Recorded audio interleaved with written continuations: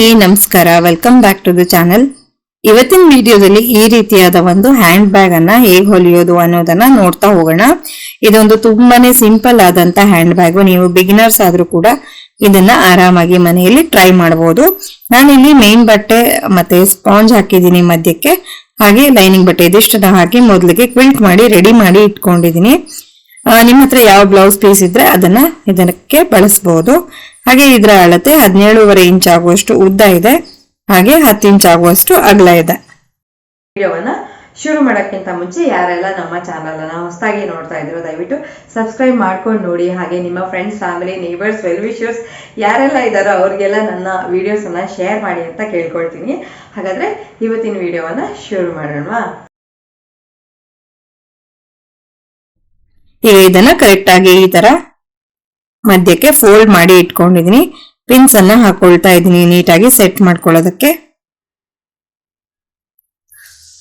Next ಏನ್ ಮಾಡ್ಬೇಕಂದ್ರೆ ಇಲ್ಲಿ ಫೋಲ್ಡ್ ಸೈಡ್ ಏನಿದೆ ಅಲ್ಲಿ ನಾನು 1.5 by 1.5 ಇಂಚಿಗೆ ಒಂದು ಬಾಕ್ಸ್ ಅನ್ನ ಮಾರ್ಕ್ ಮಾಡ್ಕೊಳ್ತಾ ಇದೀನಿ.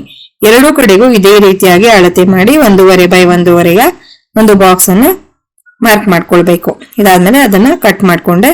ಕಟ್ ಮಾಡಿದ ನಂತರ ನೋಡಿ ಈ ತರ ಕಾಣಿಸ್ತಾ ಇದೆ. ನೆಕ್ಸ್ಟ್ ಏನ್ ಮಾಡ್ಬೇಕು ಅಂದ್ರೆ ಈ ಬಟ್ಟೆಯನ್ನ ನಾನು ಕರೆಕ್ಟ್ ಆಗಿ ಫೋಲ್ಡ್ ಮಾಡಿಬಿಟ್ಟು ಇದರ ಸೆಂಟರ್ ಅನ್ನ ಮಾರ್ಕ್ ಮಾಡ್ಕೊಳ್ತಾ ಇದ್ದೀನಿ. ಸೊ ಇವಾಗ ಸೆಂಟರ್ ಅನ್ನ ಮಾರ್ಕ್ ಮಾಡಿದ್ದಾಯ್ತು. ಇದಾದ ನಂತರ ಸೆಂಟರಿನಿಂದ ಆಚೆ 2 ಇಂಚಿಗೆ ಹಾಗೆ ಈಚೆಗೆ 2 ಇಂಚಿಗೆ ಒಂದು ಮಾರ್ಕ್ ಅನ್ನ ಮಾಡ್ಕೊಳ್ತೀನಿ. ಸೊ ಎರಡು ಕಡೆಗೂ ಇದೇ ರೀತಿಯಾಗಿ ಮಾರ್ಕ್ ಮಾಡ್ಕೊಂಡು ಇದನ್ನ ಸೈಡ್ಗೆ ಇಟ್ಕೊಳ್ತೀನಿ.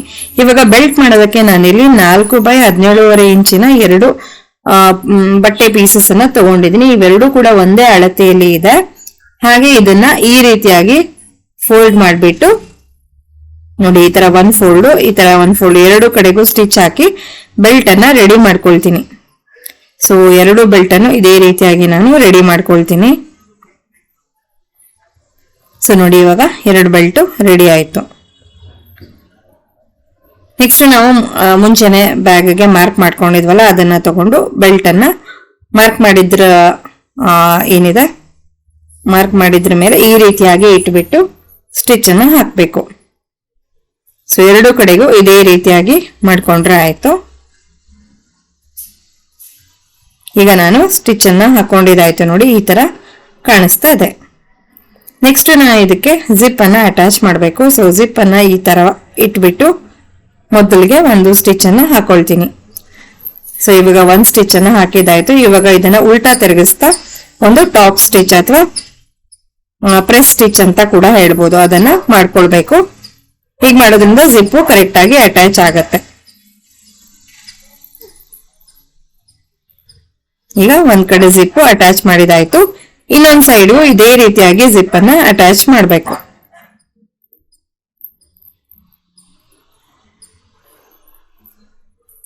ಈ ತರ ಒಂದ್ ಕಡೆ ಅಟ್ಯಾಚ್ ಮಾಡಿ ನಂತರ ಮೇಲಿನಿಂದ ಪ್ರೆಸ್ ಸ್ಟಿಚ್ ಅನ್ನ ಮಾಡಿದ್ರೆ ಜಿಪ್ಪು ಗಟ್ಟಿಯಾಗಿ ಅಟ್ಯಾಚ್ ಆಗತ್ತೆ.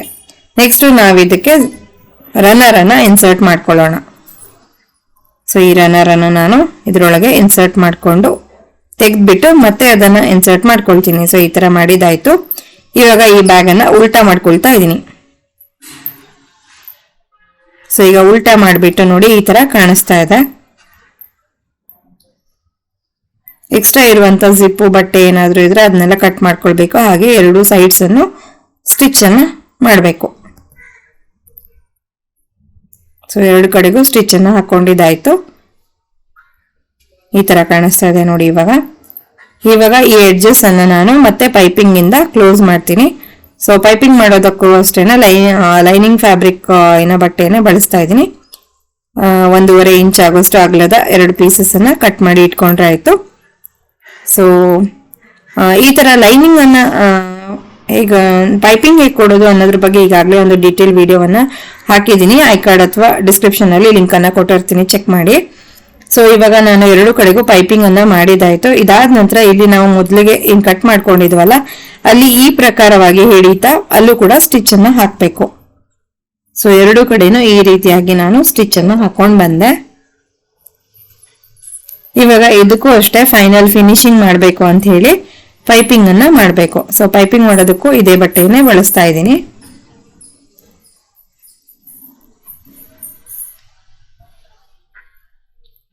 ಸೊ ಈಗ ಪೈಪಿಂಗ್ ಆದ ನಂತರ ನೋಡಿ ಈ ತರ ಕಾಣಿಸ್ತಾ ಇದೆ. ಇವಾಗ ಇದನ್ನ ಉಲ್ಟಾ ಮಾಡ್ಕೊಳ್ಳೋಣ. ಇವಾಗ ನೋಡಿ ಸುಂದರವಾದ ಬ್ಲೌಸ್ ಪೀಸ್ ಬಟ್ಟೆಯಿಂದ ಮಾಡಿರುವಂತ hand bag ready to use.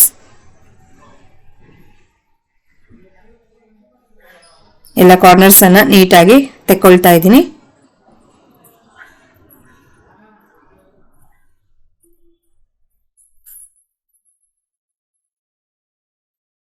ನೋಡಿ ಈ ತರ ಕಾಣಿಸ್ತಾ ಇದೆ.